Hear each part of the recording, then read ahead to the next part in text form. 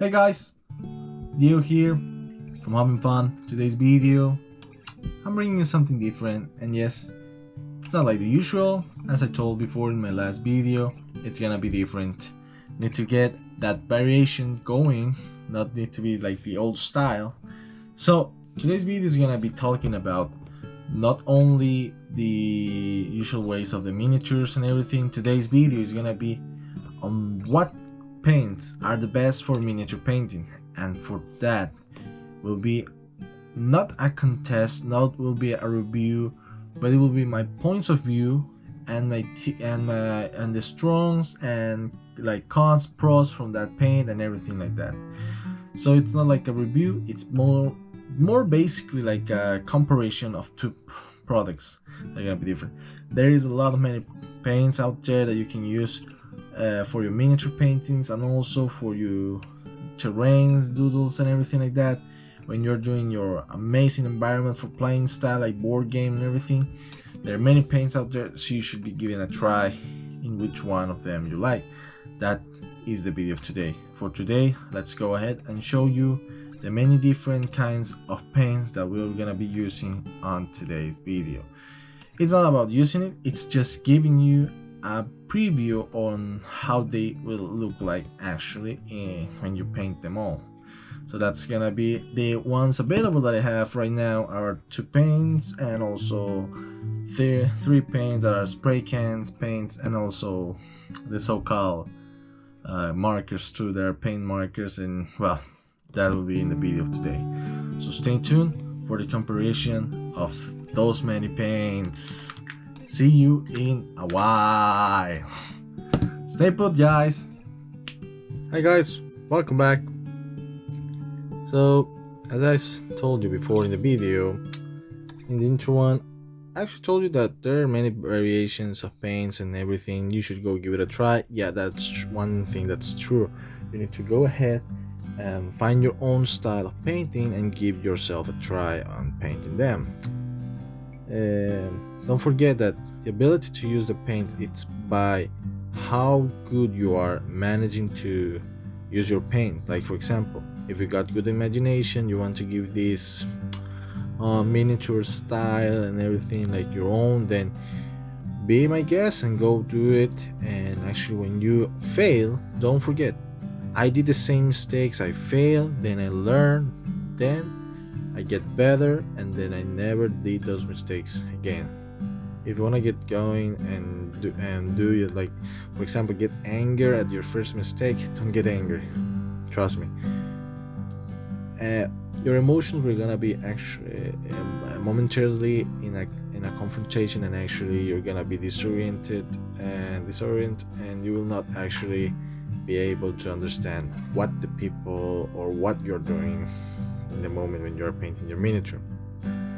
So now, putting that aside, let's go ahead and show you how to start with your first miniature. What kind of paints would you use for your first miniature?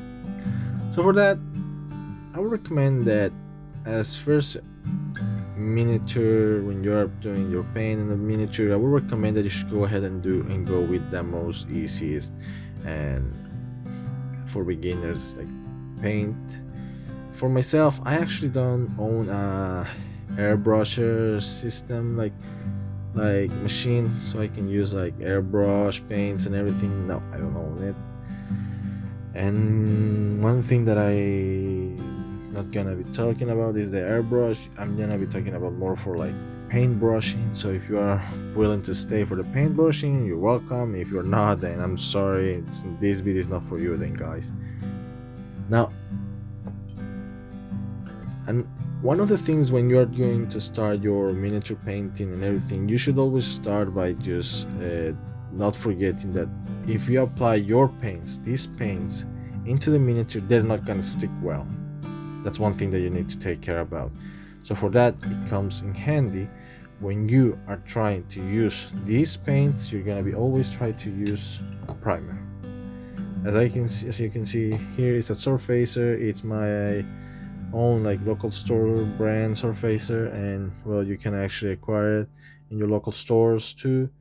Not the same brand, but you can acquire one from your own country. For my country is this one, and there is the common use for many hobbyists around the world. For example, Mr. Hobby and Tamiya's, like primers and everything.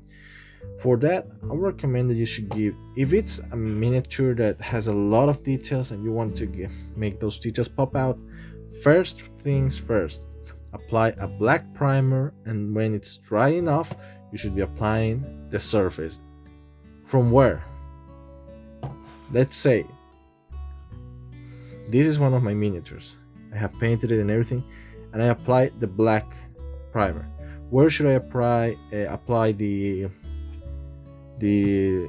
gray surfacer or the white one?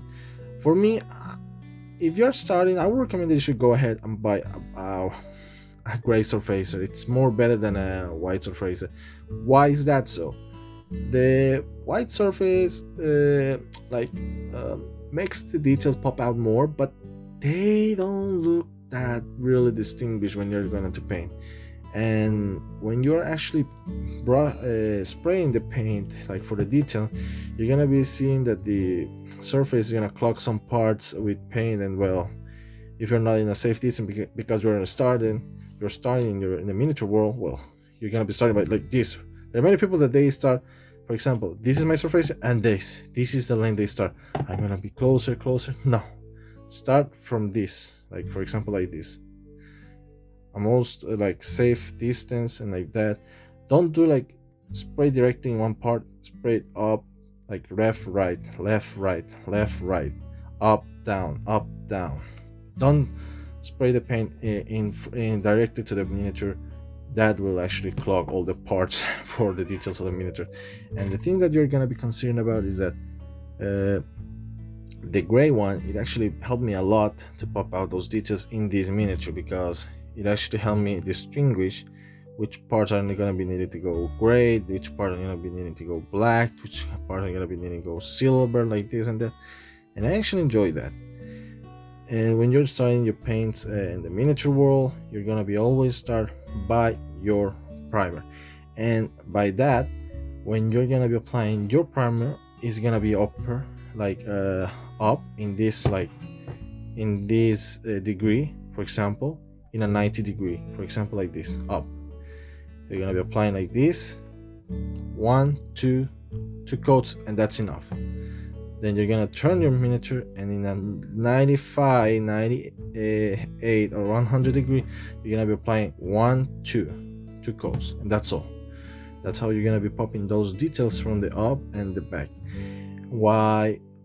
And yes, that's another thing that you're gonna be concerned about. When the sun is hitting the miniature, the sun is gonna be actually giving you the detail parts on that, like for example, surface in the up and even in the back. And the paints are gonna be more shiny in the upper part and the back part than in the front and the bottom, because the bottom, you're gonna remember, in real life, when paints, the light directs the paint,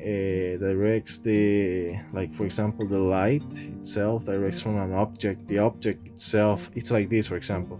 Let's say that the lights are hitting here right now to the paints, and one part is bright, one part is like going like dark, like this, for example, this part. That's when for example, the effect of the light comes up. As you can see here in my miniature, I don't know if it's good looking well and everything, but if you can see, there are some more like darker parts from the miniature than the other parts that are bright. And that's why, because I applied the primer and actually applied this gray primer over some part that they need to be highlighted when the light is hitting that miniature. So don't forget that. That's another technique that you should be concerned about. It's not like applying one primer and that's all. No, it's not like that. Don't forget, it's not like that. Also, after you have done doing that, you're gonna be starting by using your most easiest paints.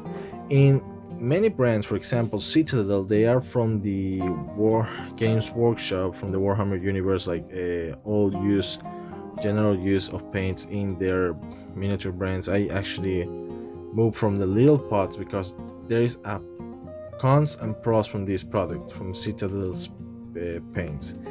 And one of the cons and pros is that the cons from it's a good paint. It has many range of paints, and it actually comes in, like, for example, in a 50, it's for example like a 70 millimeters pots. Not it's like this, but it's a little bit more like thick in from the sides. From like the length, it's like really short. It's like this, like a little pot like that. But from my point of view, they are very good paints. They have every kind of paint for every kind of use, but there are some crazy names. For example, puke green, psycho blue, and oh my god, there are many really odd names from there, like for the entire brand and everything. And there comes one of the cons from this cetal paints. Because of the pot, when you're actually using the paint, the pot itself, from the up of the, like, from the opener, the opener itself, there's gonna be paint stuck here. And that paint, when it's stuck there, you know what it means. It's gonna dry, and when it dries, the pot's not gonna open when you do a lot of force. When you actually try too much force onto the pot could be two things: break like this, the tap opener goes flying around, or worst things, or worst cases, that the paint inside could be like drop everywhere in your working station. And you don't want that. You don't want a dirty workstation. You want a clean workstation. And that's another issue from their paints. They dry pretty fast. I don't like cetal paint because of that. Their paints dry too fast that when you're doing your job, it's good. But when you leave it, for example, for 1 week, the paint, it's really... You hear the sound? It's that. It's really solid, rock solid. And that's one thing that you want to consider. Cetal paints are not cheap. Let me tell you, they're not cheap. But if you buy an entire set of paints from the range, for example, a box set of paints, that's cheap. But if you're not, and you buy the paints by unity, for example, each one of them, they cost $6. $6 goddamn dollars for a paint. And for those who are starting from the miniature, like, for example, they're not gonna go ahead and ask, "Mommy, Daddy, give me $6, or give me like $3,000, or give me $200, $300 for a paint, for paints." And they will say, "What? No one's gonna pay $300 or $400 for a paint, for an entire box set of paints." And that's only, for example, the layer, then the base, then their range. It's really crazy. They have layer, base, dry brushing, this and that, technical paint. That's crazy from me. That's crazy. And one thing that I love from Citadel is that their paints are really looking cool and everything, but the price, dudes, they need to lower that price, and they better sell them in box sets. Like, for example, box sets that they were discontinued before, and they should continue them now, because selling boxes, they will grow their like efficiency like 12% or 25% in each acquisition of a product. And let me tell you, that's more money for them than selling to the to the customer, like the people who wants to start a hobby, each one of them for $1, $2. No, I'm not gonna pay that. And if you wanna like restore that paint to his glorious days, then you're gonna be buying a thinner or acrylic paints, or even worse, use chemicals. And well, that's a lot of job for as a beginner from the hobby and everything.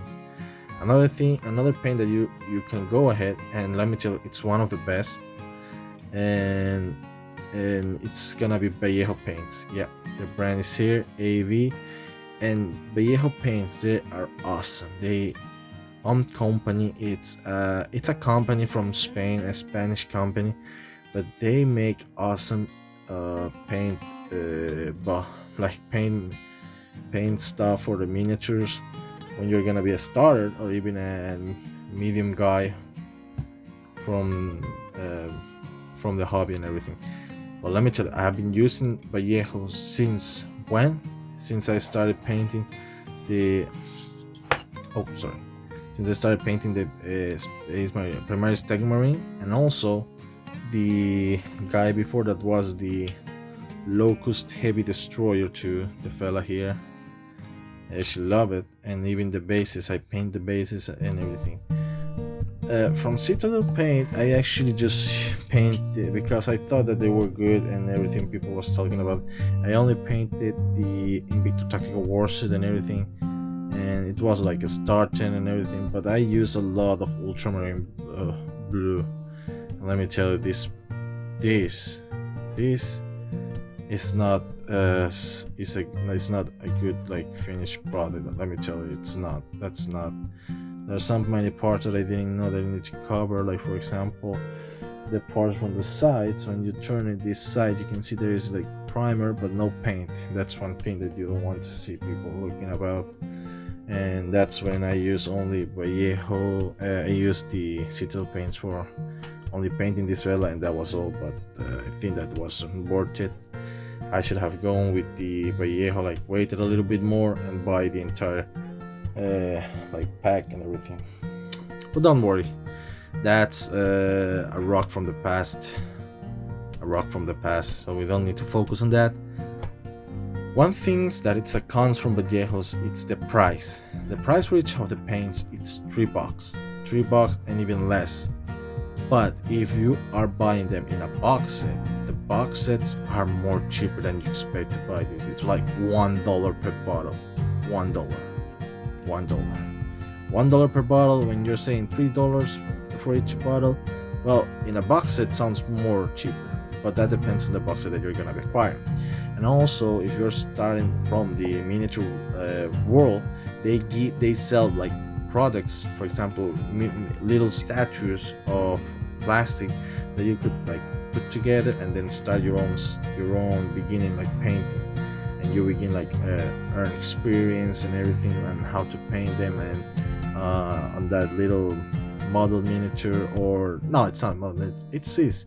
Yes, it is a model miniature, but it's like a figurine, like a statue, little statue, and you can start painting, giving your own details and everything, and learn how to give more detail to that and make it look like real life. The cons on Vallejo's paints, there is quite a few cons, not a lot like from example from Citadel paints, but the cons from these fellas are, for example, when you actually try to shake them, it's really not thin down inside. When you try to shake it, it's really thick. The entire paint itself, it's thick that you need to use something to like shake correctly, or even apply too much strength in agitating the paint. And well, that can, for many people, that can damage your wrist and everything when you're shaking too much, when you're shaking too hard things and everything. So other people even buy, like for example, an agitator, a machine that does like this. And well, I can recommend that you should go ahead and buy the little mixers that are like glass mixers, glass beads that I showed in the last video, from about the comparison stainless steel and glass beads. So well, that's Vallejo. And yes, when you can actually thin down these paints. Vallejos and Citadel paint, they can be thinned down with water, but each one of them, they have their own brand of thinner, so you can go ahead and buy it. It's not really expensive. And also, Citadel paint doesn't have like for example from Vallejo, they have varnish and matte varnish, like they have matte varnish, gloss varnish, satin varnish. They have varnish for the products, and yes, they are the same size as these.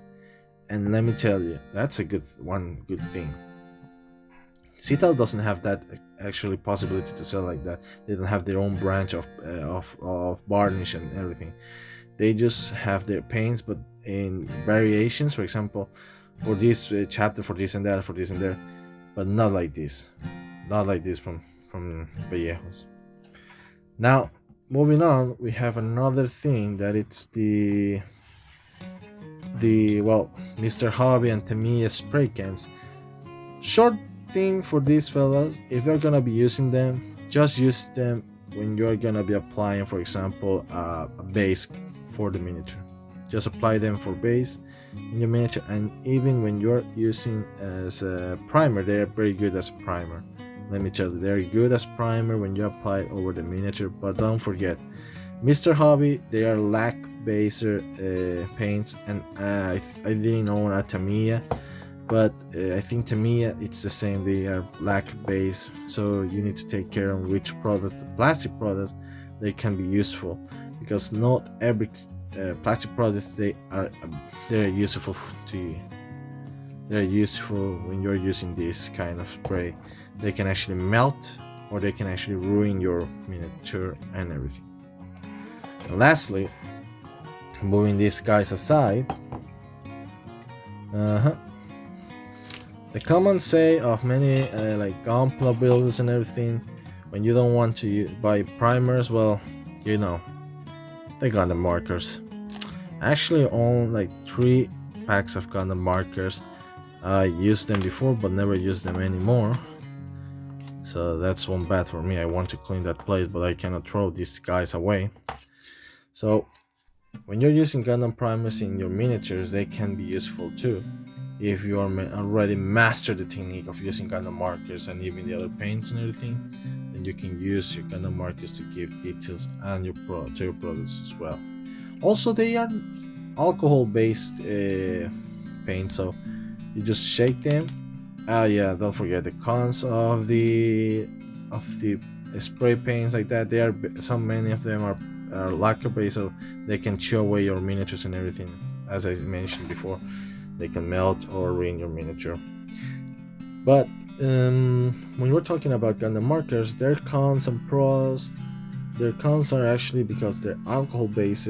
You can only clean them with alcohol, but never tried this on one of the Warhammer miniatures. But I think I tried once in my Gunpla when I applied and I wanted to erase a mistake with alcohol. I tried to rub it away.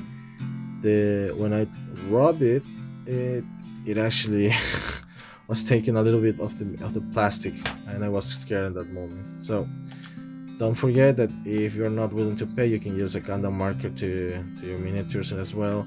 But if you're doing mistakes, well, you're gonna be in a great problem if you're gonna be rubbing alcohol to fix those mistakes. So that's it for all, guys. That was telling about on which one of the paints you can start with it, and I would recommend that you should go ahead and try in one of those that I mentioned before. If you're gonna go with Citadel, go ahead with Citadel. If you're gonna go with Vallejo, go ahead with Vallejo. There are many brands out there, not only this. You can go ahead and search them, and you can order them and try it by yourself. If you had positive results, I will congratulate you guys, and if you're willing to post it, that would be awesome for the channel too as well. So yeah, from having fun, always being thankful for my fellow subscribers that are always active and always asking for questions and giving that thumbs up for the videos. I'm really happy to say that we're nearly there to get those 50 subscribers and make that Indomitus challenge of time to paint those Indomitus miniatures. So, Uramis saying goodbye and wishing you everyone a good starting on this weekend.